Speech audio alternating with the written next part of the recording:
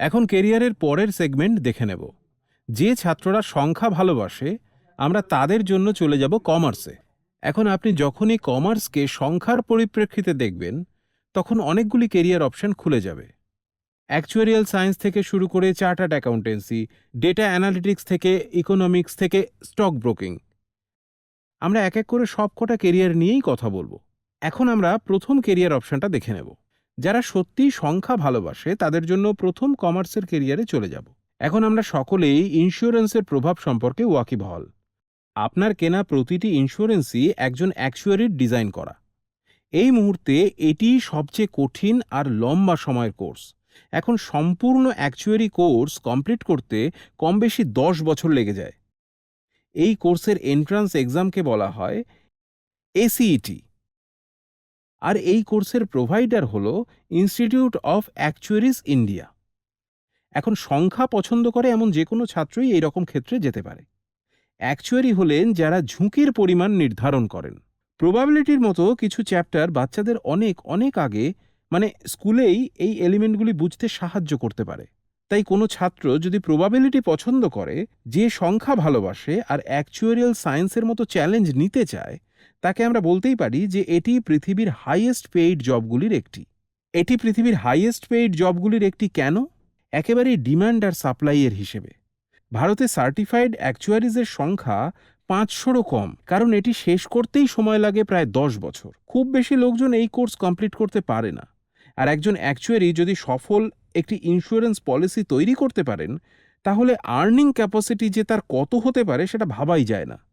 এছাড়াও অ্যাকচুয়ারিদের আমরা এমন জায়গাতে কাজ করতে দেখেছি যেখানে ঝুঁকির কোয়ান্টিফিকেশনের প্রয়োজন হয়। এখন এই পাথওয়েটা আরেকটু ভালোভাবে বুঝতে আমরা কেরিয়ার পোর্টাল দেখে নেব। আমরা এখন এমন কেরিয়ারের দিকে এগোচ্ছি যেখানে কমার্সের পাশাপাশি সংখ্যারও প্রয়োজন। আমরা জানি যে কমার্সের একটি কম্বিনেশন আছে যেখানে ছাত্রছাত্রীদের কাছে ম্যাথস বেছে নেওয়ার অপশন থাকে। আমরা দেখেছি যে কমার্স বা হিউম্যানিটিজের পাশাপাশি সাবজেক্ট হিসেবে ম্যাথস ছাত্রছাত্রীদের জন্য অনেক বেশি পথ খুলে দেয়। এরকমই একটি কেরিয়ার যা নাম্বার ভালোবাসে এমন ছাত্রদের জন্য দারুণ, সেটা হলো অ্যাকচুয়ারি। এখন এই অ্যাকচুয়ারির কাজ কি? এরাই ইন্স্যুরেন্স পলিসি ডিজাইন করে, এরাই রিস্ক ক্যালকুলেট আর কোয়ান্টিফাই করেন। তাই ক্লাস 11 আর 12-এ যে কোনো সাবজেক্ট স্কিমের ছাত্রই ম্যাথস নিয়ে পড়তে পারে। এখন অ্যাকচুয়ারিয়াল সায়েন্স হলো বিশেষ একটি সার্টিফিকেশন প্রোগ্রাম যা শেষ করতে প্রায় 10 বছর সময় লাগে। তাই এটি অনেকটি লম্বা একটি প্রোগ্রাম। আর একটি ইনস্টিটিউট অফ অ্যাকচুয়ারিজ ইন্ডিয়াতেই এই পুরো সার্টিফিকেশন প্রোগ্রাম কমপ্লিট করা যায়। এখন ছাত্রছাত্রীরা bachelor in arts, economics, bachelor in mathematics বা ব্যাচেলর ইন স্ট্যাটিস্টিক্সের পাশাপাশি অ্যাকচুয়ারিয়াল সায়েন্স প্রোগ্রাম নিতে পারে, কারণ এগুলির কিছু কিছু চ্যাপ্টার ওভারল্যাপ করে। এখন অ্যাকচুয়ারিয়াল সায়েন্স হল বিশ্বের হাইয়েস্ট পেইড জবগুলির একটি, শুধু দুটো কারণে। একটি হলো যে দেশে সার্টিফাইড অ্যাকচুয়ারির সংখ্যা 500রও কম। তাই এটি একেবারেই ডিমান্ড আর সাপ্লাইয়ের প্রশ্ন, কারণ অনেক সংস্থাই ইন্স্যুরেন্স প্রোভাইড করে আর তারা লোকজনকে দিয়ে তৈরি হওয়া ইন্স্যুরেন্স পলিসিগুলির রিস্ক কোয়ান্টিফাই করায়। তাই আপনি যদি একটি মেডিকেল ইন্স্যুরেন্স দেখেন, আপনি দেখবেন যে কোনো একজনের মেডিকেল রিস্ক মূল্যায়ন করার সময় কতগুলি ফ্যাক্টর মাথায় রাখতে হয়। সেই সাথেই মেডিকেল ইন্স্যুরেন্সের জন্য কত প্রিমিয়াম দিতে হবে সেটিও। আর এই প্রিমিয়াম নির্ভর করে ওই ব্যক্তির বয়স, তার জেনেটিক হিস্ট্রি, তার কারেন্ট মেডিকেল কন্ডিশন, কোন ধরনের শহরে সে বাস করে, এগুলির উপর। এর জন্য নানা ধরনের রিসার্চের প্রয়োজন। সেই কারণেই এটি বিশ্বের হাইয়েস্ট পেইড জবের একটি। এন্ট্রি লেভেলে আপনি অ্যাকচুয়াল কোর্সটা কমপ্লিট করার সময়ই চাকরিতে ঢুকবেন, যাতে আপনি অনেক বেশি এক্সপোজার আর এক্সপিরিয়েন্স পেতে পারেন। তবে আপনি একবার সার্টিফাইড হয়ে গেলেই পে অনেকটা বেড়ে যায়। তাই এর ফিউচার প্রসপেক্ট সত্যিই দারুণ।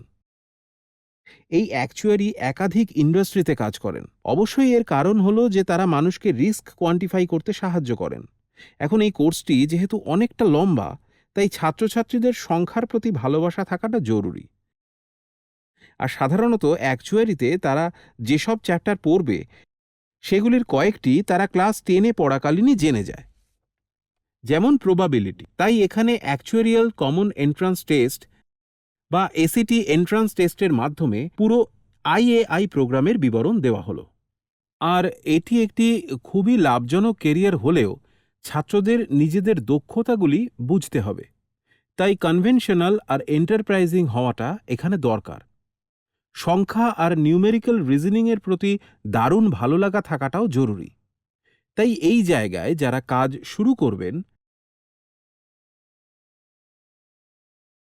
তাদের জন্য যে ওয়ার্ক অ্যাক্টিভিটিগুলি থাকবে সেগুলির মধ্যে রয়েছে ক্যালকুলেটিং, কম্পিউটিং, অ্যানালাইজিং আর ইন্টারপ্রেটিং ডেটা আর ইনফরমেশন, যেটা সম্ভবত অ্যাকচুরিয়াল স্পেসে সবচেয়ে ইম্পর্ট্যান্ট রোল। তাহলে আমরা দেখেছি যে কোনো একটি সংস্থা পাবলিক লিমিটেড হওয়ার আগে অ্যাকচুয়ারিরা স্টক এক্সচেঞ্জে কাজ করেন। আমরা দেখেছি অ্যাকচুয়ারিরা সেই সমস্ত জায়গায় কাজ করেন যেখানেই রিস্ক কোয়ান্টিফাই করার প্রয়োজন। তাই আপনি ইন্স্যুরেন্স কোম্পানিতে কাজ করতে পারেন, এমনকি স্পোর্টস অর্গানাইজেশনগুলিও তাদের জন্য রিস্ক কোয়ান্টিফাই করতে অ্যাকচুয়ারিদের হায়ার করে।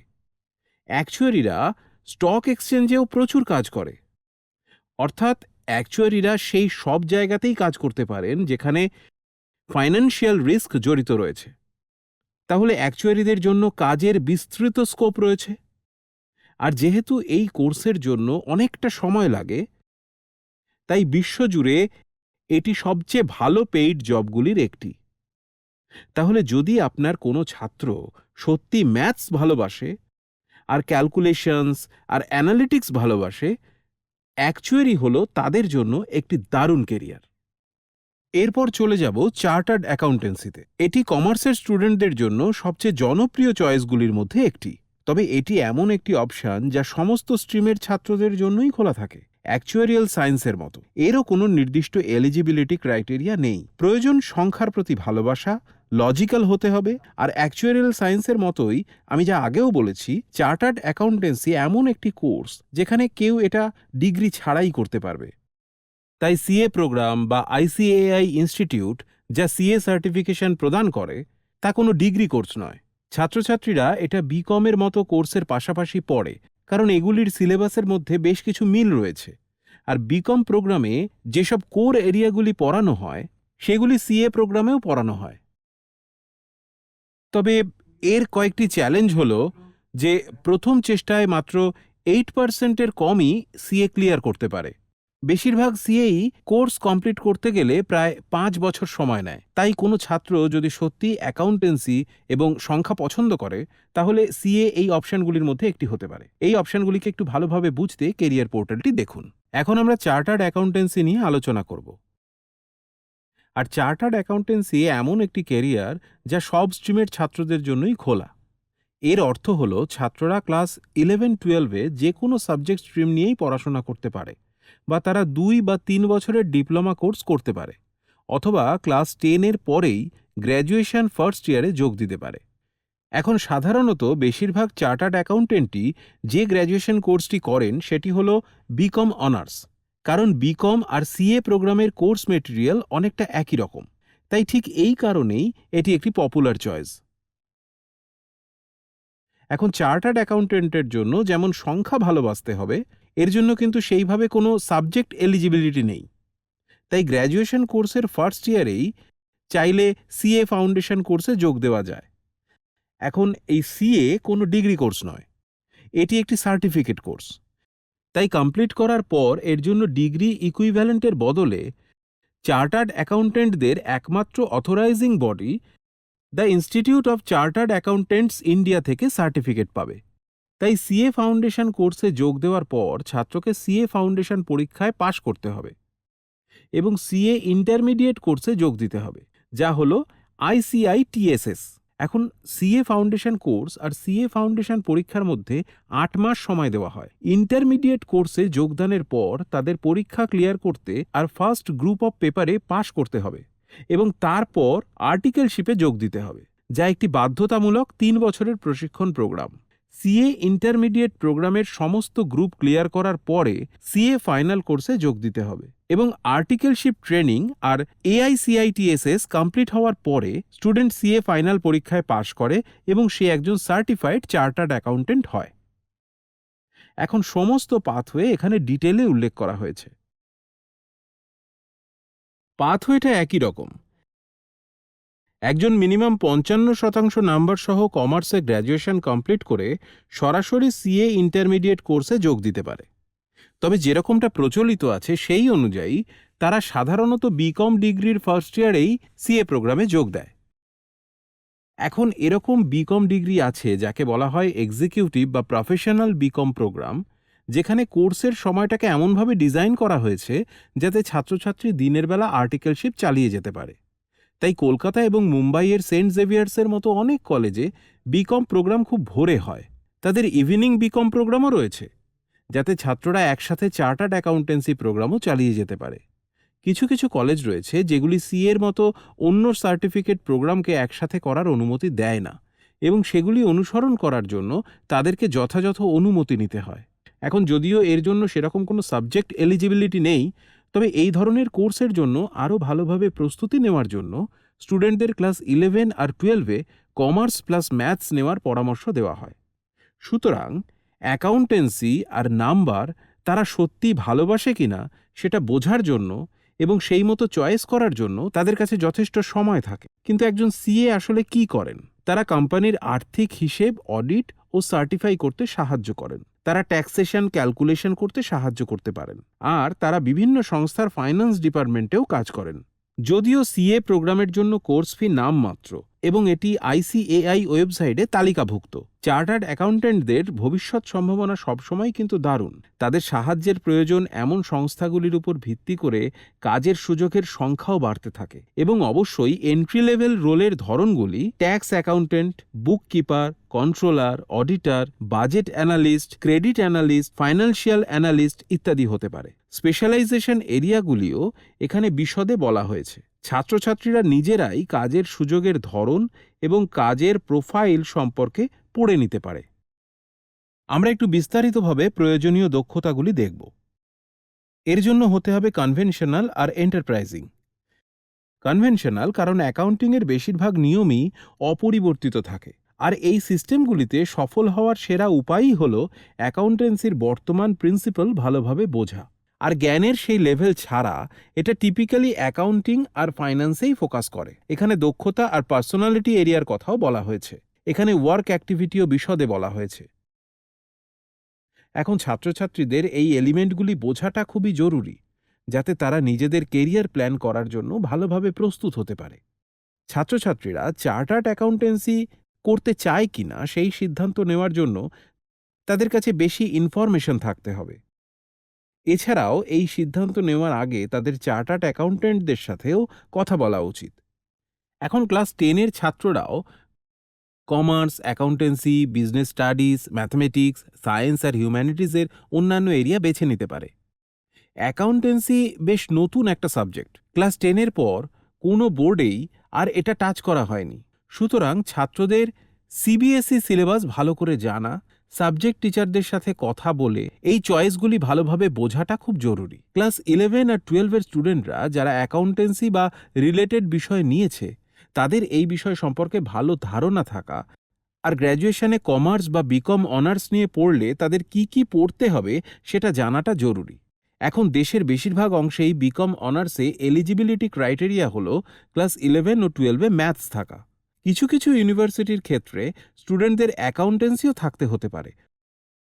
চাইলে বিকম পাস প্রোগ্রামও করা যেতে পারে। আর আমি আগে যেমন বললাম, একজন ছাত্র ফাউন্ডেশন কোর্সটি একেবারেই স্কিপ করে সরাসরি ইন্টারমিডিয়েট কোর্সেও যোগ দিতে পারে। এর পরের ক্যারিয়ারে চলে যাব, যেখানে স্টুডেন্টদের ম্যাথমেটিক্সের প্রতি সত্যি ভালোবাসা থাকতে হবে আর কমার্স বুঝতে হবে। এখন টেকনিক্যালি এটি হলো স্পেশালাইজেশন অপশন, যেটি এমবিএ করার পর ফাইন্যান্সের সাবসেট হিসেবে আসে। কিন্তু আমি এখানে এটি নিয়ে এই কারণে কথা বলতে চাই, যেহেতু এর জন্য যে কোর এলিমেন্টের প্রয়োজন সেটি হলো সংখ্যার প্রতি ভালোবাসা। ইনভেস্টমেন্ট ব্যাংকাররা কি করেন? এখন তারা বিশেষ কোনো ব্যাংকে কাজ করেন না, তবে আপনি নিজের বিজনেস বাড়াতে চাইলে তারা আপনাকে বলে দেন যে আপনার জন্য সেরা ইনভেস্টর কে হতে পারে। এরকম অনেকেই আছেন যাদের নিজেদের ব্যবসা আছে আর যারা সেরা ইনভেস্টরের খোঁজ জানতে চান। একজন ইনভেস্টমেন্ট ব্যাংকার একজন ইনভেস্টরকে এবং ইনভেস্টমেন্ট দরকার এমন একটি ব্যবসাকে একই প্ল্যাটফর্মে আনতে এবং পরস্পরের সাথে কানেক্ট করতে সহায়তা করে। এই কারণেই এটি ম্যানেজমেন্টের সেই কয়েকটি এরিয়ার একটি যেখানে প্রয়োজন অঙ্কের উপর দারুণ দখল, কারণ আপনাকে বের করতে হবে যে এই রকম প্রসেসের ক্ষেত্রে সংখ্যা কিভাবে একটি গুরুত্বপূর্ণ রোল প্লে করে। চলে যাব আরেকটি ক্যারিয়ারে যেখানে সংখ্যায় যাদের ভালো দখল আছে তারা দারুণ ভালো কাজ করবে, স্টক ব্রোকিং।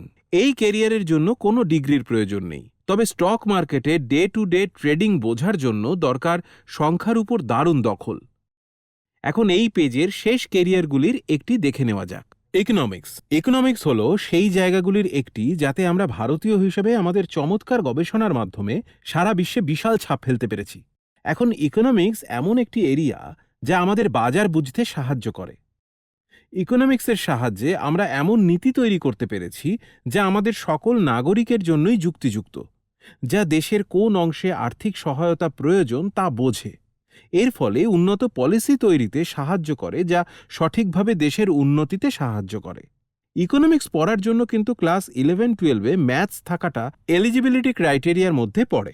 আমি বলতে চাইছি যে ভারতের বেশিরভাগ অংশেই আপনি যদি ইকোনমিক্সে বিএ বা বিএসসি করতে চান তাহলে এই কোর্সগুলিতে অ্যাপ্লাই করার জন্য ম্যাথস এলিজিবিলিটি ক্রাইটেরিয়া থাকবে। তাই যে ছাত্রের ক্লাস 11-12-এ ম্যাথস ছিল তার কাছে এই জায়গার অপশন বেশি খোলা থাকবে। আরেকটু ভালোভাবে বোঝার জন্য কেরিয়ার পোর্টাল দেখে নেওয়া যাক। সংখ্যা নিয়ে কমার্সের আন্ডারে এর পরের কেরিয়ার হলো ইনভেস্টমেন্ট ব্যাংকিং। এখন ইনভেস্টমেন্ট ব্যাংকিং এর আন্ডারে আপনি ইনভেস্টমেন্ট ব্যাংকার, ব্যাংক করেসপন্ডেন্ট কেরিয়ারের অন্যান্য ফর্মগুলি দেখবেন যেগুলি ব্যাংকিং আর ফাইন্যান্সের কাছাকাছি। আমরা যাব ইনভেস্টমেন্ট ব্যাংকিংয়ে। আমরা এখানে একসাথে একাধিক এরিয়া কভার করেছি কারণ এগুলি অত্যন্ত ঘনিষ্ঠভাবে ইন্টার রিলেটেড। আপনি যদি ইনভেস্টমেন্ট ব্যাংকিং দেখেন যা ফাইন্যান্স আর ব্যাংকিংয়ের আন্ডারেই পড়ে, সেখানেও আপনি অন্যান্য এরিয়া দেখবেন, ফাইন্যান্সিয়াল প্ল্যানার, স্টক ব্রোকার, এমনকি ব্যাংকারও। আর এগুলি হওয়ার জন্য প্রয়োজনীয় কোর সাবজেক্টগুলি সবই খুব ঘনিষ্ঠভাবে ইন্টার রিলেটেড। যে কোনো সাবজেক্ট স্ট্রিম থেকেই এই দিকে যাওয়া যায়। তবে ক্লাস 11-12-এ অঙ্ক থাকাটা প্রেফারেবল। এতে বেশি অপশান খোলা থাকবে। কেউ চাইলে সিএ রুট থেকে সিএফএ মানে চার্টার্ড ফিনান্সিয়াল অ্যানালিস্ট প্রোগ্রামের দিকেও যেতে পারেন। আবার চাইলে সংখ্যা রয়েছে এরকম যে কোনো সাবজেক্টে গ্র্যাজুয়েশন করে তারপর এমবিএ করতে পারেন। তাহলে আপনি ইনভেস্টমেন্ট ব্যাংকিং সার্ভিসে একজন সেলস ম্যানেজার হতে পারেন, টিপিক্যালি ইনভেস্টমেন্ট ব্যাংকার হতে পারেন, যেমনটি আমি আগেও বলেছি। আপনি সংস্থাগুলিকে তাদের ক্যাপিটাল তৈরি করার জন্য কি কি ধরনের ইনভেস্টরের সাথে তারা ইনভলভ হতে পারে সেগুলি বোঝাতে সাহায্য করতে পারেন। সুতরাং ইনভেস্টমেন্ট ব্যাংকাররা ইনভেস্টর এবং যে সংস্থাগুলির ইনভেস্টমেন্ট দরকার তাদের কানেক্ট করতে সহায়তা করে। তাই আপনি ইনভেস্টমেন্ট ব্যাংকিং সার্ভিসে কর্মরত একজন ম্যানেজার বা ইনভেস্টমেন্ট অ্যাডভাইজার বা অ্যাসেট ম্যানেজার বা পোর্টফোলিও ম্যানেজার হন না কেন, আপনি কাজ করছেন ইকুইটি এবং সিকিউরিটিজ নিয়ে। অথবা আপনি যদি একজন ফাইন্যান্সিয়াল অ্যানালিস্ট হন, আপনি লক্ষ্য করবেন যে এই সমস্ত ক্ষেত্রে একটি যোগসূত্র রয়েছে। সুতরাং ছাত্ররা এই এরিয়াগুলি নিয়ে আরও বিশদে পড়ে দেখতে পারে। এখন অন্যান্য ক্ষেত্রগুলি হল স্টক ব্রোকিং, সিকিউরিটিজ ট্রেডার ইত্যাদি। স্টক ব্রোকার হলো একজন রেজিস্টার্ড প্রফেশনাল যে কোম্পানি কিংবা লোকজনকে ফাইন্যান্সিয়াল অ্যাডভাইস দেওয়ার ব্যাপারে স্পেশালাইজ করে ইনকাম বেসিস বাড়াবার সেরা উপায় এবং কোন কোন স্টকে ইনভেস্ট করা যায় সেগুলি বোঝার চেষ্টা করে। আপনি ফাইন্যান্সিয়াল অ্যানালিস্ট অথবা ইকুইটি অ্যানালিস্ট বা সিকিউরিটিজ ট্রেডার হতে পারেন। এখানে ইতিমধ্যেই কয়েকটি পাথওয়ে উল্লেখ করা হয়েছে। আপনি সিকিউরিটিজ ম্যানেজমেন্টে বিএসসি সার্টিফিকেশন কোর্স বা বিবিএ বা ব্যাচেলার্স ইন বিজনেস অ্যাডমিনিস্ট্রেশন বা ব্যাচেলার ইন কমার্স ডিগ্রি বা সিএ প্রোগ্রাম কমপ্লিট করে সিকিউরিটিজ মার্কেটে ডিপ্লোমা করতে পারেন। এখন আমরা জব অপরচুনিটির কথা বলবো, যেটা আমরা আগেই আলোচনা করেছিলাম। এখান থেকে রিস্ক মডেলিং ম্যানেজার আর assistant portfolio manager, management trainee আর অ্যাসিস্ট্যান্ট ম্যানেজার অফ সেলসের অ্যানালিস্টও হওয়া যাবে। এইগুলি হলো কাজের বিভিন্ন জায়গা। প্রয়োজনীয় দক্ষতাগুলির মধ্যে এন্টারপ্রাইজিং হতে হবে আর আপনাকে ভালো পারসুয়েডার হতে হবে। এক্সিস্টিং সিস্টেমের মাধ্যমে কনভেনশনালি কাজ করতে আর প্রসেস ফলো করতে জানতে হবে। এগুলি ছাড়াও অন্যান্য দক্ষতাগুলির মধ্যে রয়েছে অ্যাকাউন্টিং, ইকোনমিক্স, ম্যাথস এবং সংখ্যা সম্পর্কে ভালো জ্ঞান থাকা। সেই সাথে কম্প্রিহেনশনের ক্ষমতাও থাকা দরকার। যে সমস্ত কাজের জন্য প্রস্তুত হতে হবে সে সম্পর্কে উপলব্ধিও থাকা দরকার।